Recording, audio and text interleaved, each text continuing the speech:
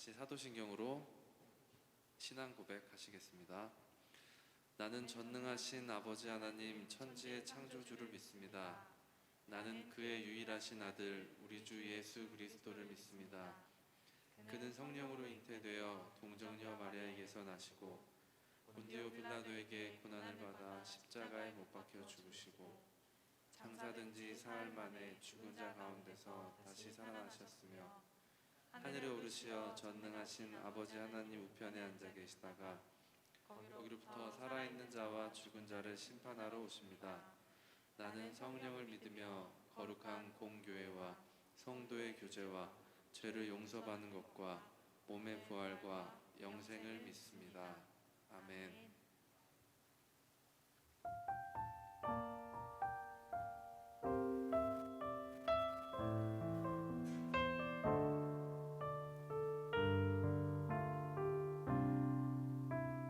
다 같이 찬양하시겠습니다.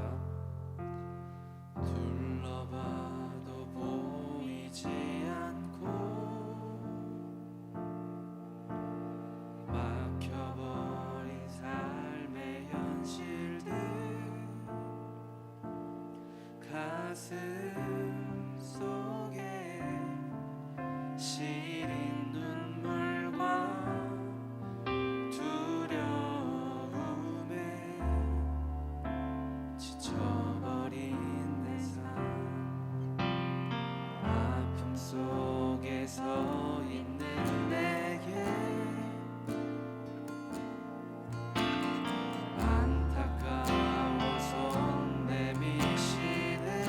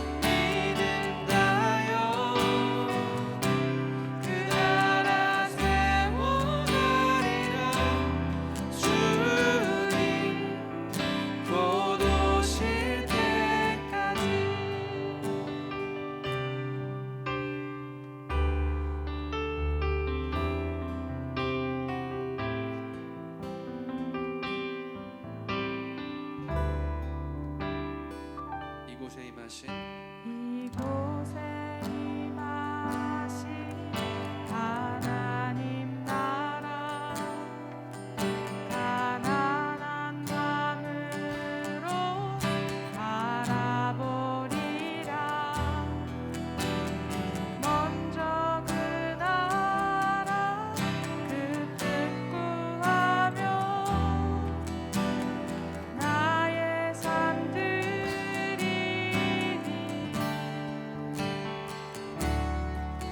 주님이 맡기신 하나님 나라 믿음의 눈으로 바라보리라.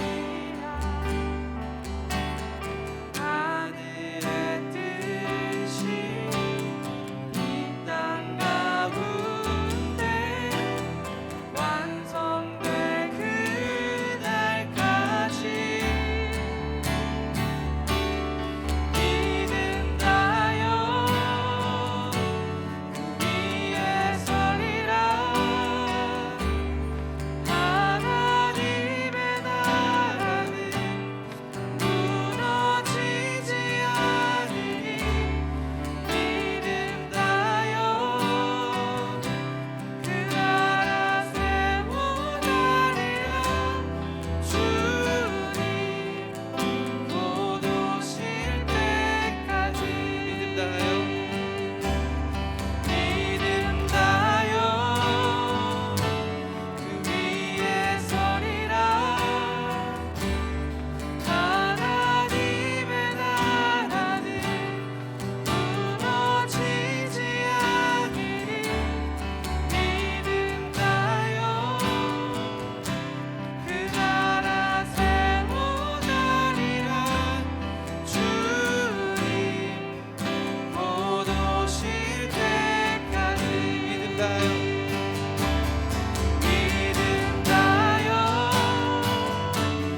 그 위에 서리라.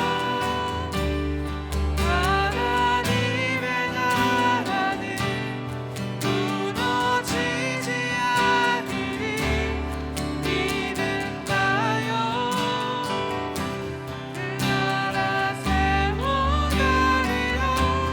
주님 곧 오실 때까지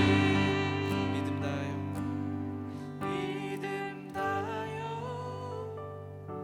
그 위에 서리라.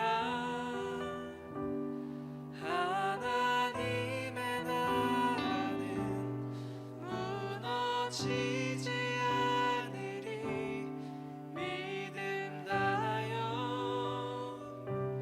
그 나라 세워나리라. 주님 곧 오실 때까지.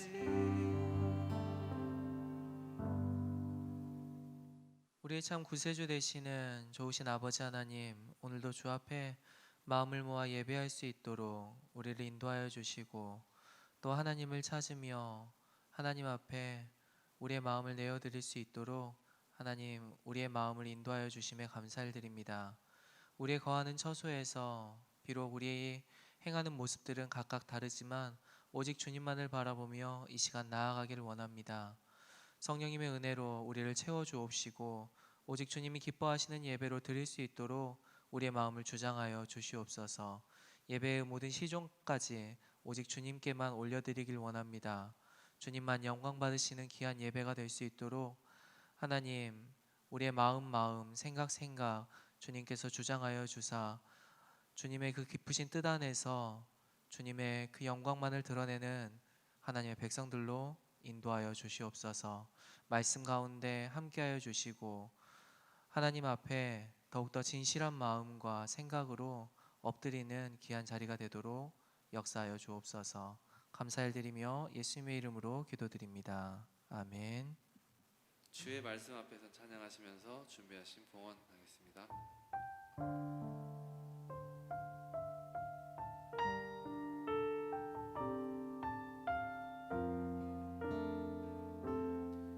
주의 말씀 앞에서 당신의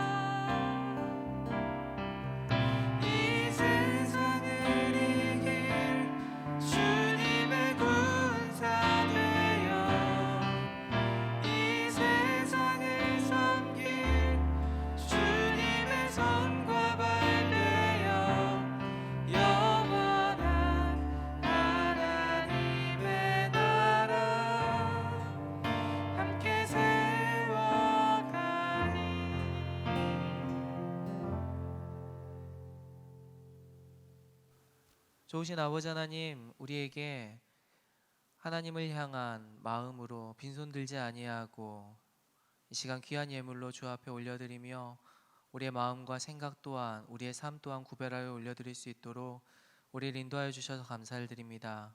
모든 것이 주님께로 왔음을 고백합니다. 주님께서 우리에게 허락하신 것들, 주님께서 우리에게 나누어 주신 것들, 우리가 감사함으로 다시 한번 주님 앞에 가지고 나아갑니다. 하나님 받아주시옵소서. 이것에 우리의 마음을 담고 우리의 정성을 담으며 하나님을 향한 우리의 고백을 담습니다. 주님만이 우리의 모든 것 되심을 고백하며 올려드리오니 주님 흠양하여 주시고 주님의 깊으신 뜻 안에서 우리가 또한 살아갈 수 있도록 힘을 공급하여 주시옵소서. 오직 주님께만 영광이 되는 저희들의 삶이 되도록 붙들어 주시옵소서. 감사를 드리며 예수님의 이름으로 기도드립니다. 아멘. 하나님의 말씀은 마태복음 16장 21절에서 25절까지의 말씀입니다. 봉독하겠습니다. 이때로부터 예수 그리스도께서 자기가 예루살렘에 올라가 장로들과 대제사장들과 서기관들에게 많은 고난을 받고 죽임을 당하고 제3일에 살아나야 할 것을 제자들에게 비로소 나타내시니 베드로가 예수를 붙들고 항변하여 이르되 주여 그리 마옵소서 이 일이 결코 주께 미치지 아니하리이다. 예수께서 돌이키시며 베드로에게 이르시되 사탄아 내 뒤로 물러가라 너는 나를 넘어지게 하는 자로다. 내가 하나님의 일은 생각하지 아니하고 도리어 사람의 일을 생각하는도다 하시고 이에 예수께서 제자들에게 이르시되 누구든지 나를 따라오려거든 자기를 부인하고 자기 십자가를 지고 나를 따를 것이니라. 누구든지 제 목숨을 구원하고자 하면 잃을 것이요 누구든지 나를 위하여 제 목숨을 잃으면 찾으리라. 이 말씀은 살아계신 하나님의 말씀입니다. 아멘.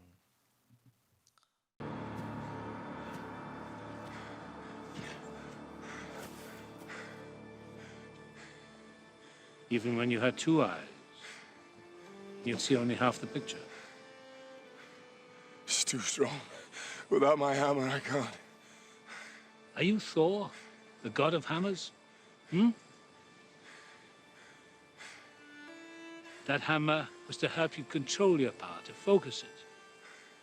It's never your source of strength. It's too late. She's already taken Asgard. Asgard is not a place. Never was. This could be Asgard. Asgard is where our people stand. Even now, right now, those people need your help.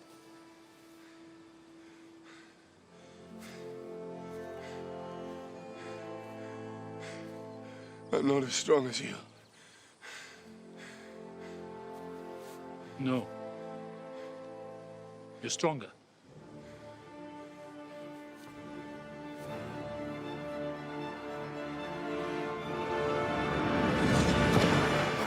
Tell me, brother, what were you the god of again?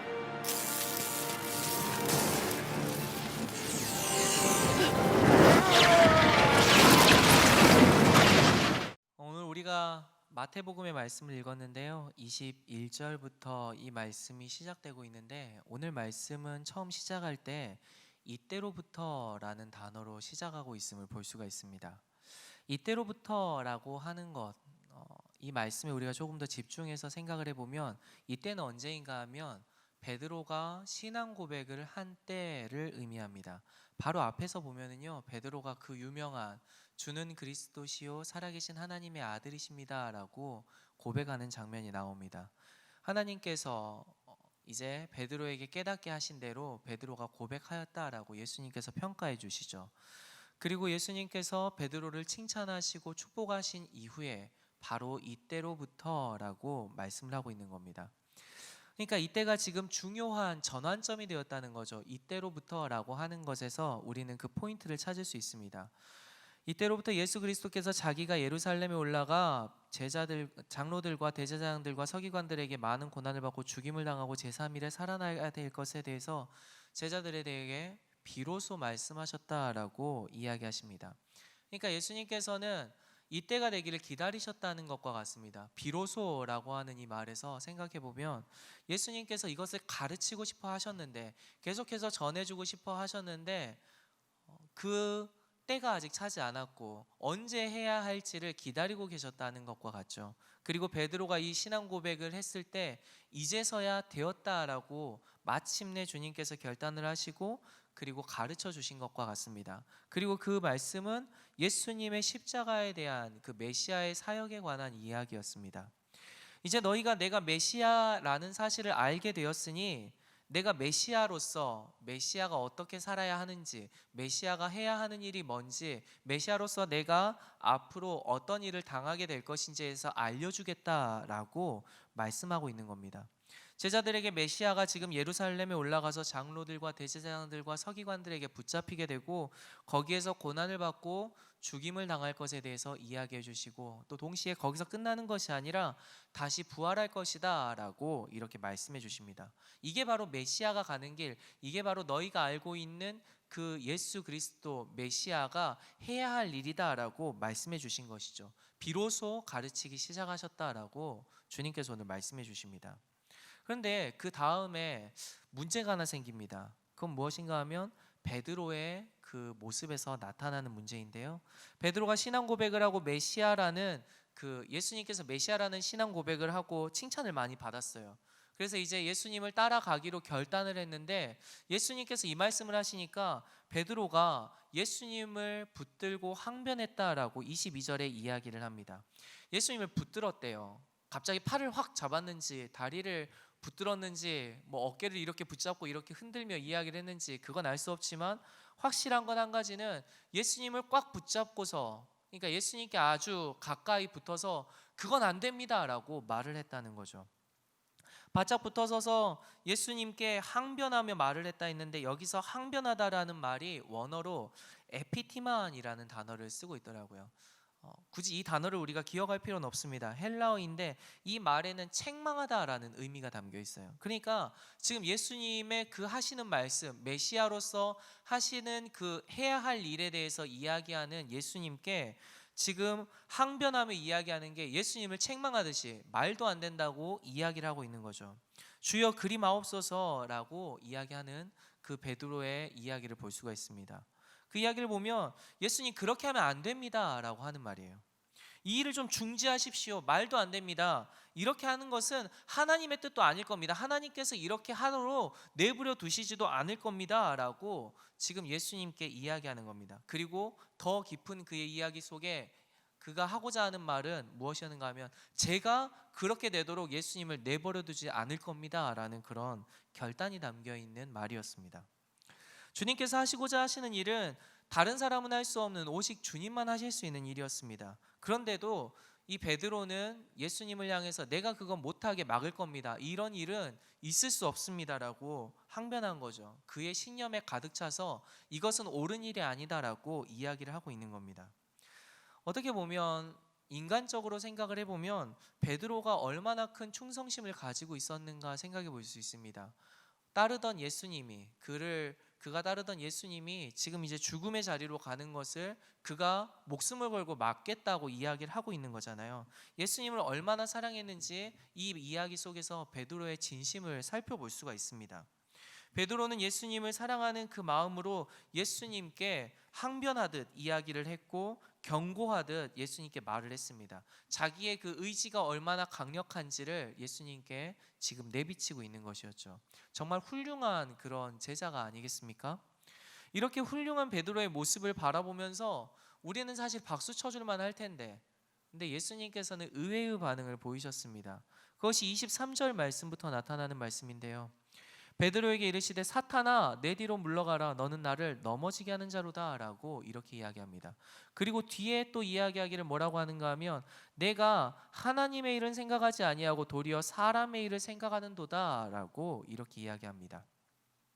칭찬받을 만한 충정 어린 이야기를 했음에도 불구하고 예수님의 반응이 정반대였죠. 뭐라고 반응하셨는가 하면 사탄아라고 오히려 그렇게 반응하셨습니다. 대적자라 반대하는 사람이라 이렇게 이야기를 한 겁니다. 너는 지금 나를 반대하는 대적하는 하나님의 반대편에 선 사람이 되었다라고 말을 하고 있어요. 그러면서 너는 지금 사탄의 도구일 뿐이다. 너는 내가 가는 길을 가로막고 있다라고 이렇게 평가하셨습니다. 주님은 분명하게 말씀하셨어요. 그 전에 오늘 우리가 읽은 이 말씀 이전에 베드로에게 물어보실 때 너희는 나를 누구라 하느냐라고 이렇게 물어보셨죠.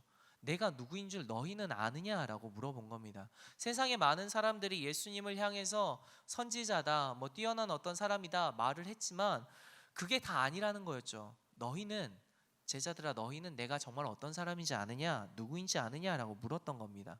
그리고 그때 베드로가 했던 그 고백, 주는 그리스도시요 살아계신 하나님의 아들이십니다라고 했던 그 고백이 예수님을 잘 알고 있고 예수님이 어떤 분이신지 고백하는 그런 고백이었습니다. 그래서 예수님을 온전히 메시아로 봤기 때문에 이제 예수님께서 십자가의 그 일에 대해서 말씀해 주신 거였죠. 그래서 이 이야기는 곧 예수님께서 너희가 나를 제대로 보고 있으니 내가 누구인지, 내가 무엇을 하는 사람인지, 앞으로 일어날 일이 무엇인지 너희가 알고 있으라라고 가르쳐 주신 거였습니다. 그래서 오늘 말씀에서는 너희는 나를 따르는 자이니 내가 너희를 향해서 이 이야기를 해줄 것이다 라고 하면서 쭉 예수님께서 하실 일들에 대해서 말씀하시는 것이죠. 곧 그는 메시아로서 부름받은 사람, 그러니까 하나님께로부터 보냄받은 그런 사람이었습니다. 보냄을 받은 사람이었기 때문에 보낸 하나님의 뜻을 이루어야 했고 하나님께서 주신 그 계획과 뜻이 이 십자가와 그리고 죽음과 부활에 담겨 있다라고 가르쳐 준 거였습니다. 그래서 나는 보내신 그분의 뜻에 맞게 걸어갈 것이다 라고 말씀해 주신 것인데 이때 베드로가 그 길을 확 가로막고 나온 거죠. 베드로도 예수님을 따르는 제자였고 사도이고 예수님의 그 말씀대로 행하는 사람인데 그는 정반대로 예수님의 길을 가로막는 사람이 되었던 겁니다. 그렇기 때문에 예수님께서 너는 나를 가로막는 사람이다, 그리고 너는 나를 넘어지게 하는 사람이다 라고 이렇게 말씀하신 것이죠. 예수님은 자기를 부인하고 하나님께서 자기에게 맡기신, 아버지가 자기에게 맡기신 그 일을 행하며 나아가는데 제자였던 베드로는 그렇게 행하지 못했던 겁니다. 그래서 오늘 말씀 하단절에 보면 누구든지 나를 따라오려거든 자기를 부인해야 한다라고 이야기를 합니다. 자기 십자가를 져야 한다라고 말씀하시는 거죠. 내 의, 내가 생각하고 있는 옳은 길, 하나님의 길과 다른 나의 방법, 나의 생각, 그것이 사람들이 보기에 옳다 할지라도 그것마저도 내려놓을 수 있어야 한다라고 가르쳐 주신 겁니다. 누구든지 제 목숨을 구원하고자 하면 잃을 것이요 누구든지 나를 위하여 제 목숨을 잃으면 찾으리라 라는 말씀과 동시에 이 말씀을 함께 주신 거였죠. 이 말씀은 곧 예수님께서 자신이 그렇게 생명을 버려서 생명을 얻을 것이고 또한 너희들도 예수 그리스도의 복음 안에서 생명을 버리면 영원한 생명을 얻게 될 것이다 라는 그런 말씀이었습니다. 여러분 오늘 어벤져스 시리즈 중에 그 토르의 라그나로크의 한 장면을 우리가 보았습니다. 토르가 헬라에게 당해서 눈을 하나를 잃어버렸어요. 자기 누나였는데 눈을 하나 잃어버리고 죽음의 위기에 몰렸습니다. 근데 그 죽음의 위기에 몰렸을 때 환상 중에 그의 아버지였던 오딘이 나타나죠. 그래서 아버지와 환상 중에 대화하는 장면을 우리가 잠깐 보았습니다. 그때 아버지 오딘이 토르에게 말합니다. 너는 눈이 2개였을 때도 반쪽밖에 보지 못했다라고 이렇게 말을 하죠. 그럴 때 토르가 다시 이야기합니다. 아버지, 누나는 너무 강해요. 헬라는 너무 강해서 저는 아버지가 전해주셨던 그 망치가 없으면 안 되겠습니다 라고 이렇게 이야기를 합니다. 그러자 오딘이 다시 물어보죠. 네가 망치의 신이냐 라고 이렇게 되묻습니다. 망치는 그저 토르가 가진 그 넘치는 힘을 컨트롤할 수 있도록 도와주는 도구일 뿐이었지 너는 망치의 신이 아니다 라고 말을 해준 겁니다. 토르는 절망적인 상황을 다시 그래도 바라보면서 어쩔 수 없다라는 마음으로 나는 아버지만큼 강하지 못한데요 라고 한 번 더 항변을 합니다. 그때 오딘이 토르에게 이야기했죠. 그렇지, 네가 나보다 더 강하니까 라고 이렇게 말해줍니다. 그리고 토르가 진짜 천둥의 신으로 각성하는 그 장면을 우리가 보았어요. 조금 웃기지만 이건 우리 성도들의 모습을 잘 비유해주는 그런 장면이 아닌가 생각을 해봅니다. 우리는 고난이 없을 때에도 하나님의 은혜와 그 능력에 관해서는 잘 몰랐습니다. 내가 받은 구원과 축복에만 또 받아야 할 그 은혜에만 온통 관심이 쏠려 있었을 뿐 진짜 나를 향하신 하나님의 계획과 뜻이 무엇인지에는 크게 관심을 두지 않았습니다. 지금 내가 평안하니까, 내가 은혜를 많이 받고 있으니까, 내가 하는 일이 형통하니까, 무언가 잘 되어가는 것 같으니까 이것이면 충분하다라고 생각하며 살았죠. 그러다 고난이 닥치고 시험이 닥치고 환란이 오니 딱 토르 같은 모습으로 하나님 앞에 우리는 서게 됩니다. 주님, 저는 감당하기 어렵습니다. 힘이 듭니다. 어떻게 해야 될지 잘 모르겠습니다. 못하겠습니다. 그리고 요구하죠.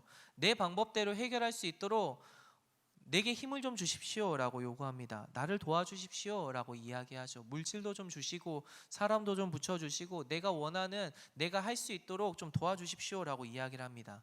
딱 토르처럼 저는 망치가 필요합니다 라고 말하는 그 모습처럼 우리도 그렇게 고백하고 요구하죠. 나는 힘이 없고 약해서 못하겠으니 하나님 좀 나서서 해결해 주셔야겠습니다 라고 이렇게 이야기합니다. 그런데 오늘 주님께서는요, 정말로 참 신기하게도 오딘처럼 그렇게 말씀을 해주셨습니다. 요한복음 14장 12절에 보면은 내가 진실로 진실로 너희에게 이르노니 나를 믿는 자는 내가 하는 일을 그도 할 것이요 또한 그보다 큰 일도 하리니 이는 내가 아버지께로 감이라. 예수님께서 하셨던 일보다 더 큰 일을 할 것이다 라고 말씀해 주셨죠. 여러분, 우리도 동일하게 각성해야 합니다. 토르만 각성할 게 아니라 우리도 각성해야 된다는 거예요. 우리는 구원받았으면서도 구원받은 사람의 능력에 관해서 잘 모르고 있습니다. 하나님이 함께 하신다는 것이 우리가 머리로는 알지만 이것에 대한 진정한 가치를 잘 모르고 있어요. 그래서 우리도 반밖에 보지 못하고 살아갑니다.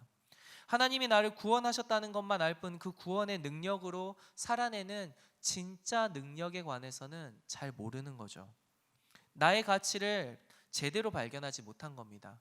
내가 천하보다 귀하다는 것, 우리가 이것을 제대로 발견하지 못한 것이죠. 하나님께서 나를 사랑하시고 나를 구원하셨다는 것까지는 발견을 했는데 하나님께서 나를 천하보다 귀하게 여기셔서 내가 천하보다 귀한 존재라는 사실을 우리 스스로가 잘 느끼지 못하는 거예요. 내 가치를 잘 알지 못하는 겁니다. 머리로만, 가슴으로만 알 뿐 그 이상 우리가 잘 모르고 있죠. 반밖에 보지 못합니다.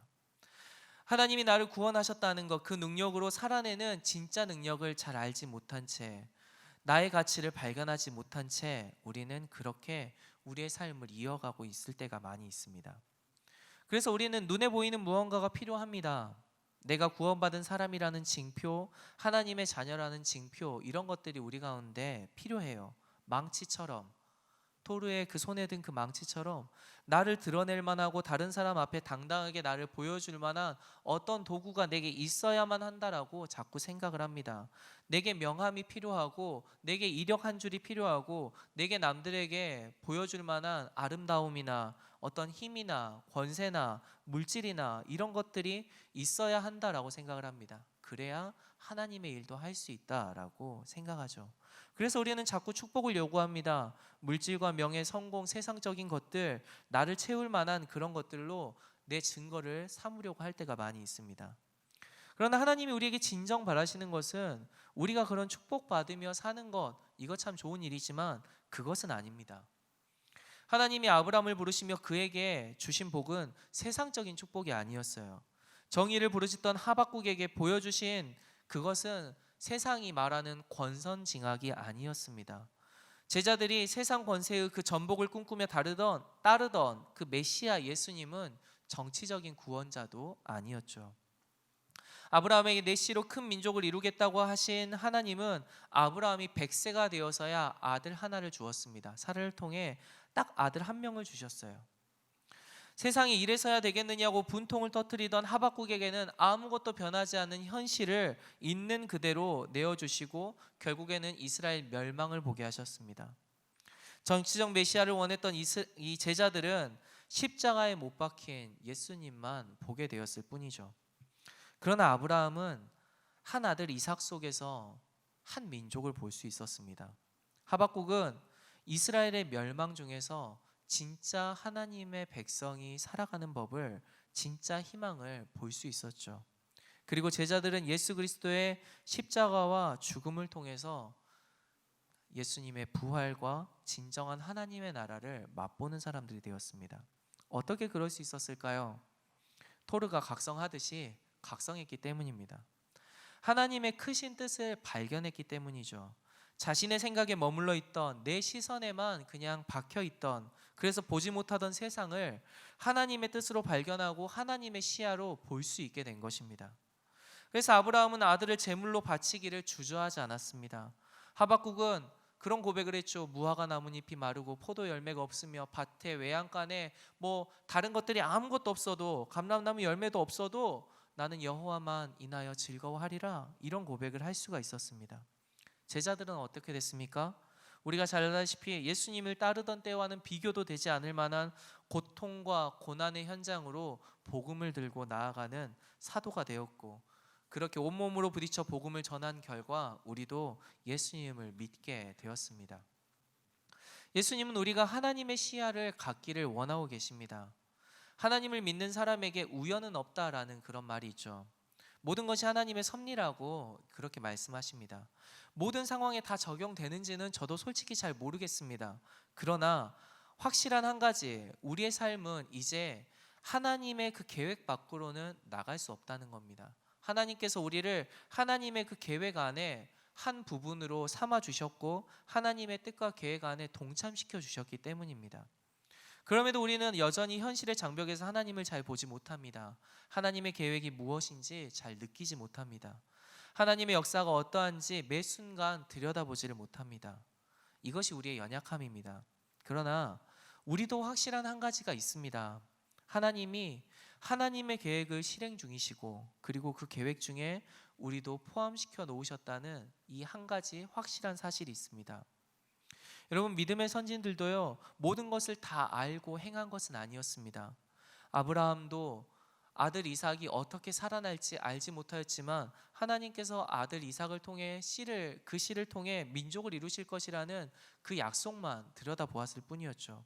그 구체적인 방법은 알 수 없었지만 확실한 믿음, 하나님의 약속에 대한 믿음은 있었던 것입니다.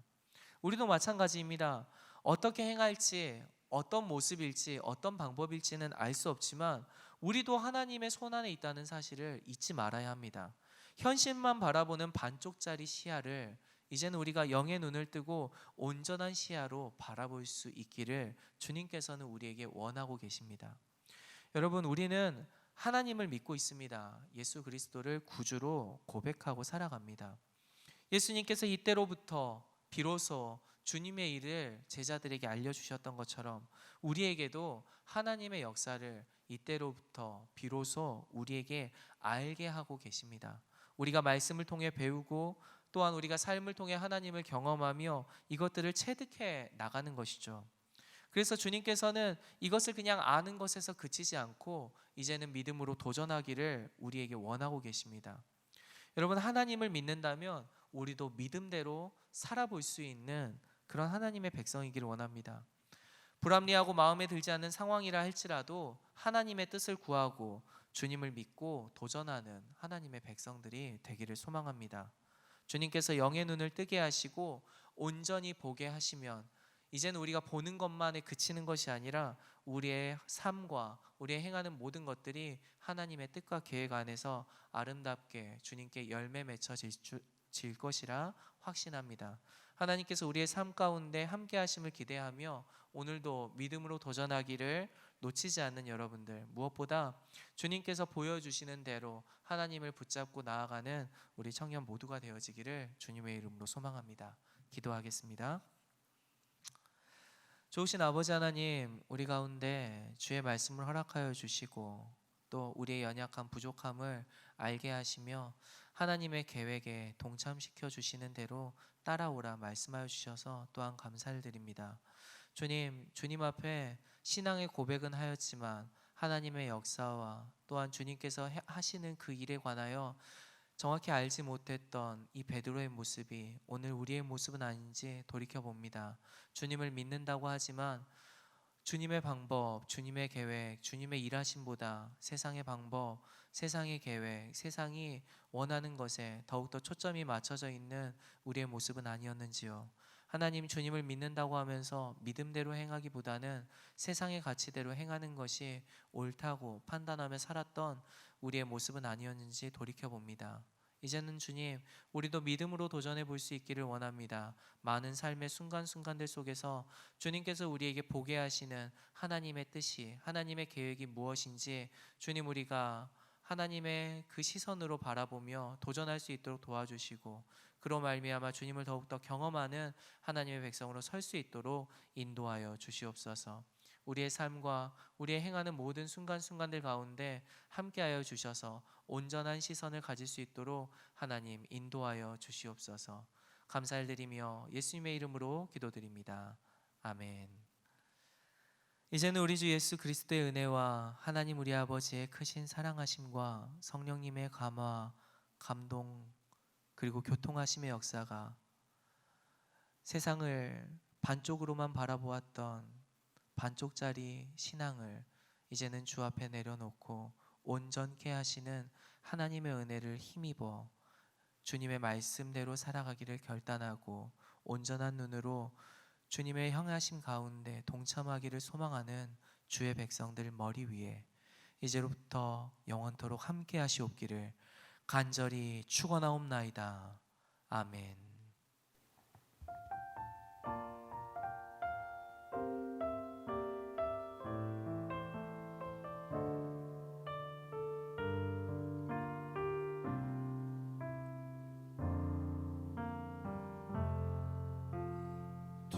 둘러봐도 보이지 않고 막혀버린 삶의 현실들 가슴 속에 시린 눈물과 두려움에 지쳐버린 내 삶 아픔 속에 서 있는 내게 안타까워 손 내미시네 그늘들이 주님 계시네 나를 안고 내 길로 날 인도하시네 지금 이 자리에서 주를 바라보며 지금 이 자리에서 주가 영광 받으시도록 주께 승복하리라 주께 나가리라 지금 이 자리에서 살아내리라 지금 이 자리에서 주를 바라보며 지금 이 자리에서 주가 영광 받으시도록 주께 승복하리라 주께 나가리라 지금 이 자리에서 살아내리라. 승리하세요.